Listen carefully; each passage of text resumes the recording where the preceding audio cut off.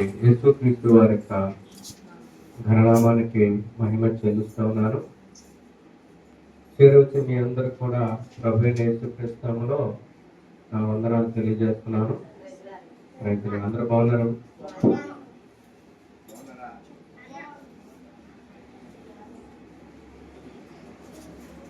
మంచిది. మనము పరిశుద్ధ గ్రంథంలో దేవుని మాటను కొంతసేపు ధ్యానం చేసుకుందాము. దేవుడు గ్రంథములు మనం ధ్యానిస్తూ ఉండాలి. దైవ గ్రంథంలో ఉన్నటువంటి అనేక విషయాలు మనం ఇప్పుడు కూడా ధ్యానిస్తూ ఉన్నాము. ప్రతి రోజు ధ్యానించినటువంటి మాటలను మనం ఏం చేయాలంటే మళ్ళా ఇంటికి వెళ్ళి ధ్యానిస్తూ ఉండాలి. మళ్ళా మన ఇంటికి వెళ్ళి అవి పూర్తి చేసుకొని ధ్యానిస్తూ ఉంటే వాటికి మనం ఆ ప్రార్థనలో ఎత్తుపెట్టుకుంటే దేవుడు సహాయం చేస్తాడు. ఏమండి, అవునంటారా కాదంటారా? మనం ఏం చేయాలి? ఈ మాట ఒకటన్నా మనం పట్టుకొని ఒక మాట అన్నా మనం పట్టుకోవాలి. అది మనకు ఎంతో దీవెన. వచ్చాం వెళ్ళిపోయి అన్నట్టుగా కాకుండా ఏదో ఒక మాట, ఆ మాటను ఇప్పటి వరకు ఒకవేళ కానీ మనం ఆ మాట మనకు తెలిసి దాన్ని పాటించకపోతే ఇక్కడి నుంచి అయినా మన జీవితంలో ఇది పాటించాలి అనేటువంటి ఆలోచనతో ఉండాలి. అది ఈ మాట నా జీవితానికి నన్ను సరిచేసే మాట. ఒక మాట గర్తిస్తుంది, ఒక మాట సరిచేస్తుంది, ఒక మాట ఓదార్స్తుంది, ఒక మాట మనను ఉత్సాహపరుస్తుంది. ఏదైనా ఒక మాట, ఆ మాట మన జీవితంలో అది యేసు యొక్క మాటగా మనం భావించి, దేవుని మాటగా, దేవుని వాక్యంగా భావించి దాన్ని మనము అక్కడి నుంచి తీసుకెళ్ళాలి. మనం అప్పుడు అయ్యా ఈ మాట ద్వారా నేను ఈ విషయాన్ని నేను నేర్చుకున్నాను అన్న ఆలోచనతో మనం జీవించాలి. అప్పుడు మనకు రావడం క్షేమకరం. దేవుడే మాట్లాడుతున్నాడని మనం భావించాలి. దేవుని స్తోత్రం కలుగును గాక. అయితే పరిశుద్ధ గ్రంథంలో మనకు బాగా చాలాసార్లు ధ్యానం చేసుకున్నటువంటి మాటల్లో మాట ఆది కాండము. చూడండి, ఆది కాండము 30వ అధ్యాయంలో చదవండి. 27వ వచనం. ఒకరు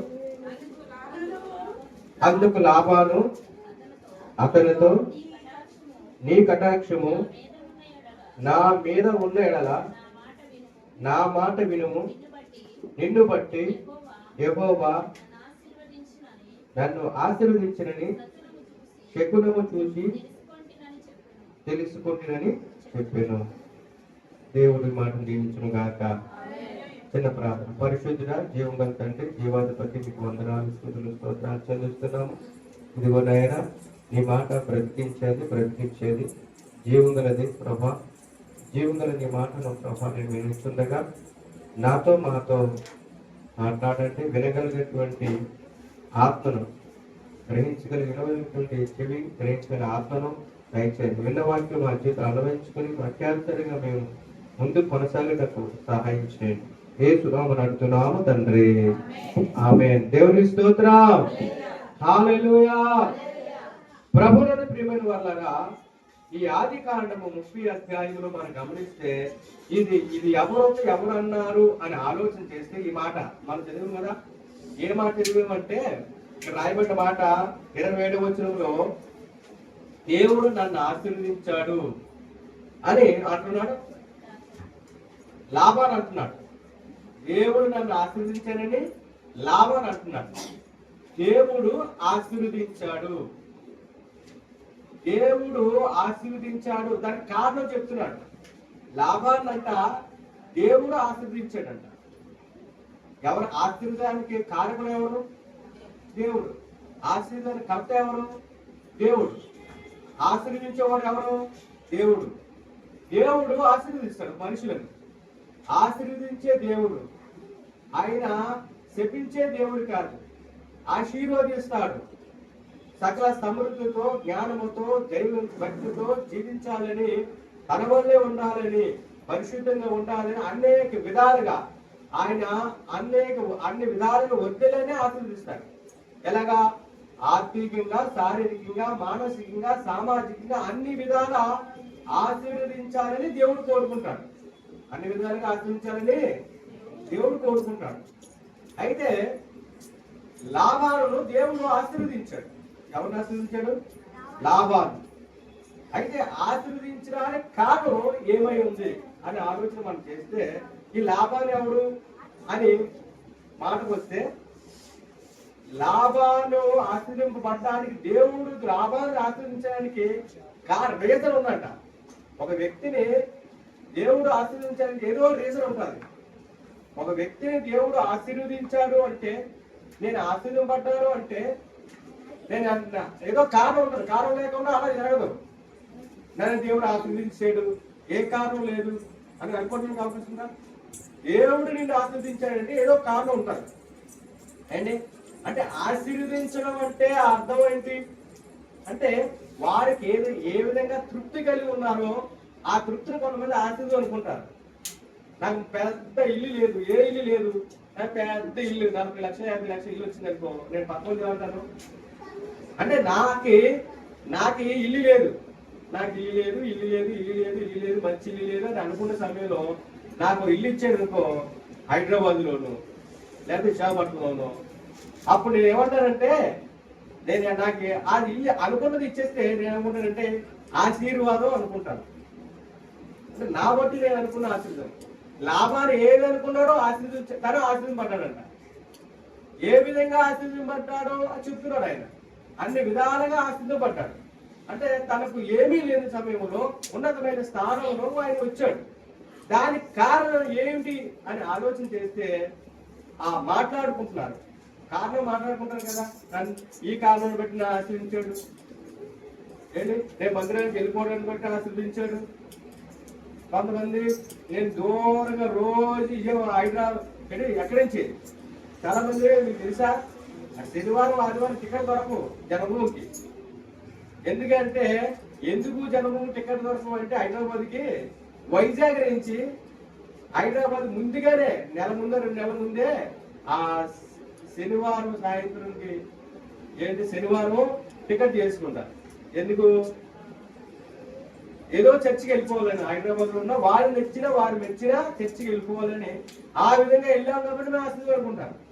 వాడి ఉద్దేశంలో ఆశీర్వాదం అంటే అలా మందిరానికి అలా క్రమం తప్పకుండా వెళ్ళడం వల్ల ఆశీర్వాదం మంచిదే కావచ్చు. అది వారు నమ్మింది అదే అనుకోవచ్చు. అది కొంతమంది ఏంటంటే, నేను బాగా ఉన్నాను అంటే కారణం ఏంటి అంటే, నేను నలుగురిని అంటే నాకు ఇల్లు వాకులు మేడ మిద్దులు భూములు ఆస్తులు వచ్చాయి కాబట్టి ఆశీర్వాదం. కొంతమంది ఏమనుకుంటారంటే, నేను వాక్యంలో ఎదుగుతున్నాను, నాకు వాక్యంలో లోతైన అనుభవం అప్పుడు లేదు ఇప్పుడు ఉంది, నేను ఆశీర్వపడ్డాను అనుకుంటాను. వాక్యం బాగా తెలియడం వల్ల తర్వాత ఏదో సత్యమో ఏదో అసత్యమో సత్యవాక్యం చక్కగా ఆ తెలియడం వల్ల ఆశీర్వాదం అనుకుంటారు. అది భూమిలో ఉన్న మేడ ఉన్న పెద్ద ఆశీర్వాదం అనుకోరండి కొంతమంది. ఏదైనప్పటికీ ఇక్కడ లాభాన్ని అంటున్నాడు. విషయం ఏంటంటే, ఆశీర్వదింపడానికి కారణము ఎవరో అంటున్నాడు. త్రూ ప్రాపర్ ఛానల్ ఎవరు ఆశీర్వదించాడు, కానీ ఎవరిని బట్టి, ఇలా ఏ కారణం బట్టి ఆశీర్వాదం కలిగింది అని ఆలోచిస్తే అంటున్నాడు. ఏమంటున్నాడంటే, యాకోబుని బట్టి అంటే అంటున్నాడు. పక్కనే ఇద్దరు కూడా సంభాషణ చేసుకుంటారు, మాట్లాడుకుంటూ ఇదిగో ఈ స్థితిని నేను చూస్తున్నాను కదా, ఈ స్థితి నిన్ను బట్టి చూడండి. అక్కడ ఏమంటారు చూడండి, చదవండి సారి. అందుకతలతో నీ కటాక్షం నా మీద ఉన్నాడరా, నా మాట నిన్ను బట్టి యెహోవా నన్ను ఆశీర్వదించాను అని చెప్పి సెకండ్ తెలుసుకున్నాను. ఏదో రకాలుగా చూసి తెలుసుకుంటారు కదా, మొత్తానికి ఆయన తెలుసుకున్నాడు. ఇక్కడ మన ప్రశ్న ఏంటంటే, నా మాట నేను చెప్పే ఉద్దేశం ఏంటంటే, ఆ లాభాను అనడానికి కారణం యాకోబుని బట్టి ఏమంటాడు, ఆశీర్వాదం పొందాడంట, దీవింపబడ్డాడంట. ఇది నిన్ను బట్టే పాడైపోయిన అంటారు కొంతమంది, నిన్ను బట్టే పాడైపోయాడు అని అనుకోని లేదా, అదే నేను నమ్ముకోనే పాడైపోయాను, వాళ్ళ బట్టే నేను ఇలా అయిపోయాను, వాళ్ళ బట్టే నేను డెవలప్ అయ్యాను, వాళ్ళ బట్టే నేను ఉన్నత స్థాయిలో ఉన్నాను అని అనుకున్న వాళ్ళు కూడా ఉన్నారు. ఇక్కడ ఆలోచన చేస్తే యాకోబును బట్టి లాభాలను దేవుడు ఆశీర్వదించాడు. అంటే లింక్ ఎవరు? లాభాలు ఆశీర్వాద కారకుడు కాదు, లాబాను ఆశ్రయించడానికి యోగ్యుడు కాదు, ఆశ్రయింపడడానికి. కానీ అక్కడ యాకోబు ఉండడాన్ని బట్టి లాబాను దేవుడు దీవించాడంట. దేవుని స్తోత్రం కలుగును గాక. బైబిల్ చెప్తున్న వాస్తవం అండి, బైబిల్ చెప్తున్న వాస్తవం. ఎందుకంటే ఇక్కడ అంటే యాకోబు అక్కడ ఎలా ఉన్నాడు, అక్కడ ఉండడం వల్ల ఏంటి లాభం అంటే తను అక్కడ ఉండడం వల్ల ఎవరికి లాభం అంటే పక్కన ఉన్న వాళ్ళకి, లాభానికి ఆశీర్వాదం. లాభానికి ఏమొచ్చిందంట? ఆశీర్వాదం వచ్చిందంట. అయితే మనం ఆలోచన చేస్తే మనం బట్టి ఇప్పుడు యాకోబు లాభాలను మీరు ఆలోచన చేస్తే ఏమన్నా యాకోబు లాభాల గురించి నువ్వు తెలిసే మీకు యాకోబు లాభాల గురించి ఏమో తెలిసి పదాలు ఏమి విన్నారా? ఏమో ఎవరో ఏదో అనుకుంటారా? యాకోబు లాభాలు అంటే ఎవరో తెలిసే బైబిల్లో అంటే ఏమో ఎప్పుడెప్పుడు అలా అంటూ ఉంటారు, యాకోబు అంటూ ఉంటారు, నాకు తెలియదు ఎట్లా ఉన్నారు అని కూడా అన్ని తెలుసుకున్నారు. కథలు అంటే స్టోరీ, బైబిల్ గ్రంథంలో ఉన్న స్టోరీలు